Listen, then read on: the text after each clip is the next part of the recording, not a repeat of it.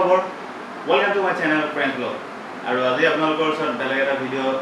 লৈ আহিছোঁ আৰু সেই ভিডিঅ'টো হ'ল এটা ধুনীয়া ঘড়ীৰ আনবক্সিং কৰিম আৰু এইটো হ'ল Casio Edifice ED417 আৰু আপোনালোকক নেক্সট দেখাম ইয়াৰ আনবক্সিং এতিয়া মই ষ্টাৰ্ট কৰিছোঁ আৰু এইটো হ'ল Edifice Casio ঘড়ী আৰু এতিয়া এইটো মই আনবক্সিং কৰিছোঁ so this is the logo here আৰু এইটো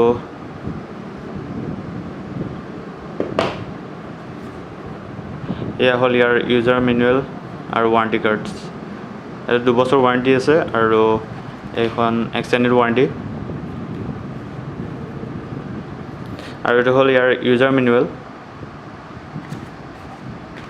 আৰু এইটো Casio ঘড়ী with its beautiful pouch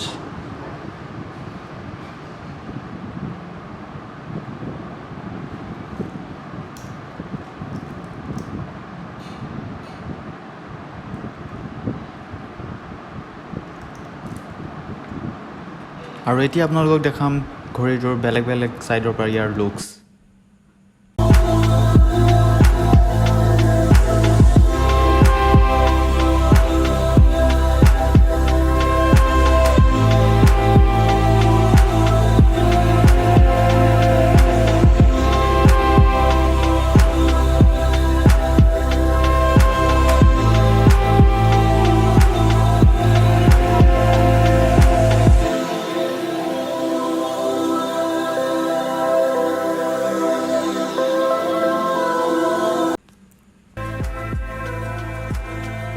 আৰু এইটো হ'ল পিনাৰ পিছত ইয়াৰ ভিউ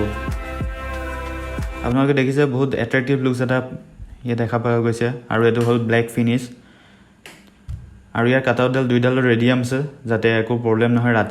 ৰাতি আন্ধাৰটো সুন্দৰকৈ জিলিকি থাকে আৰু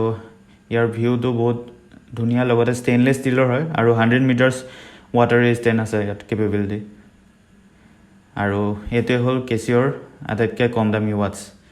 আৰু আপোনালোকে কমেণ্ট কৰি ক'বচোন কেনেকুৱা লাগিল ঘড়ীটো চাই আৰু ভিডিঅ'টো ভাল পালে প্লিজ লাইক শ্বেয়াৰ আৰু ছাবস্ক্ৰাইব কৰি দিব ধন্যবাদ